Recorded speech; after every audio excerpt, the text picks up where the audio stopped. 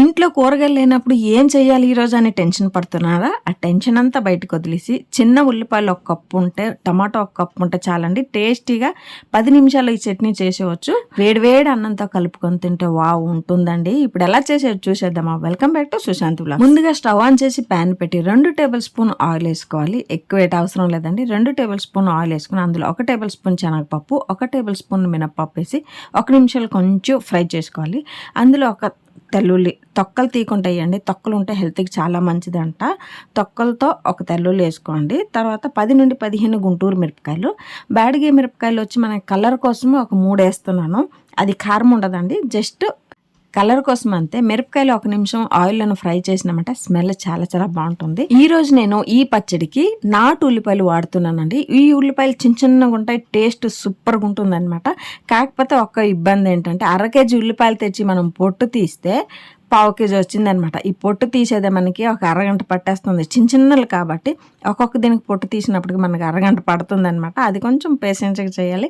ఉల్లిపాయలు వేసి ఒక 5 నిమిషాలు ఫ్రై చేసిన తర్వాత 1/4 కేజీ టమాటాలు ఇలా స్లైసెస్ లాగా కట్ చేసుకుని వేసుకోవాలి. టమాటాలు మనకి మెల్ట్ అవ్వాలి, లేకపోతే పచ్చి స్మెల్ ఉంటుంది కాబట్టి టమాటాలు మెల్ట్ అవ్వాలంటే 1 టేబుల్ స్పూన్ కల్లుప్పు వేసుకోవాలి. అంటే క్వాంటిటీ తగినంత వేసుకోండి.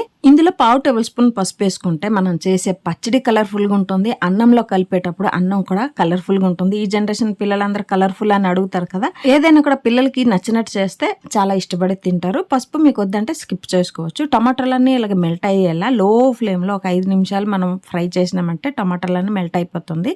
ఇందులో ఒక గుప్పిడు పుదీనా, కొంచెం కొత్తిమీర వేసుకొని ఆ పుదీనా కొత్తిమీర కొంచెం ఫ్రై అయ్యేలాగా ఒక 5 నిమిషాలు లో ఫ్లేమ్లో ఫ్రై చేసుకోవాలండి. పచ్చిదనం ఉంటే బాగోదు, పచ్చి స్మెల్ ఉంటుంది, పుదీనా టేస్ట్ బాగోదు. కొంచెం లో ఫ్లేమ్లో ఒక 5 నిమిషాలు ఫ్రై చేసినామంటే పచ్చి స్మెల్ వెళ్ళిపోతుంది.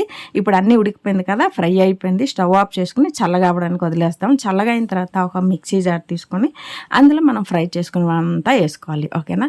ఇలా చేసుకుంటే మీకు 3-4 రోజులు ఉంటుంది. ఫ్రిడ్జ్లో పెట్టినా ఉంటుంది. ఎండాకాలం బయట ఉంటే చెడిపోతుంది అంటే ఫ్రిడ్జ్లో పెట్టియండి. ఇందులో కొంచెం నీరు వేసుకుని గ్రైండ్ చేసుకుని వచ్చేద్దాం. మెత్తని పేస్ట్ లాగా గ్రైండ్ చేసుకుని వచ్చాం కదా. కావాలంటే కచ్చాబిచ్చా కూడా గ్రైండ్ చేసుకోండి. Just mixie on and of చేస్తే చాలండి, కచ్చాబిచ్చగా ఉంటుంది, బాగుంటుంది. ఉల్లిపాయ టమాటా పచ్చడికి పోపు వేసేద్దాం. స్టవ్ ఆన్ చేసి ప్యాన్ పెట్టి 2 టేబుల్ స్పూన్ ఆయిల్ వేసుకుని ఆవాలు, జీలకర్ర, మినపప్పు, శనగపప్పు 1/2 టేబుల్ స్పూన్ వేసుకుని 1 రెబ్బ కరివేపాకు, ఒక 3 మిరపకాయలు వేసుకుని ఎండు మిరపకాయలు వేసుకొని కొంచెం 1 నిమిషం ఫ్రై చేసిన తర్వాత మనం రెడీ చేసుకున్న ఉల్లిపాయ టమాటా పచ్చడి మీద వేసేస్తే కలర్ఫుల్గా ఉంటుంది. టేస్ట్ కూడా చాలా చాలా బాగుంటుంది. పచ్చడి రెడీ అయిపోయింది కదా. ఇప్పుడు వేడి వేడి అన్నం అరిటాకులో వేసుకొని కాస్తంత ఉల్లిపాయ పచ్చడి వేసుకొని ఉంటే నెయ్యి కూడా 1 టేబుల్ స్పూన్ వేసుకుని వేడివేడి అన్నంలో కలుపుకొని తింటే ఉంటుందండి. నేను చెప్పే కన్నా మీరు ఒకసారి ట్రై చేసి తింటేనే మీకు తెలుస్తుంది. ఈ ఉల్లిపాయ టమాటా పచ్చడి దోశ, ఇడ్లీ, చపాతి దేనితోటైనా సెట్ అయిపోతుంది. మీకు ఈ ఉల్లిపాయ టమాటా పచ్చడి వీడియో నచ్చినట్టయితే like, share and subscribe to Sushant vlogs. ఓకేనా? అందరికీ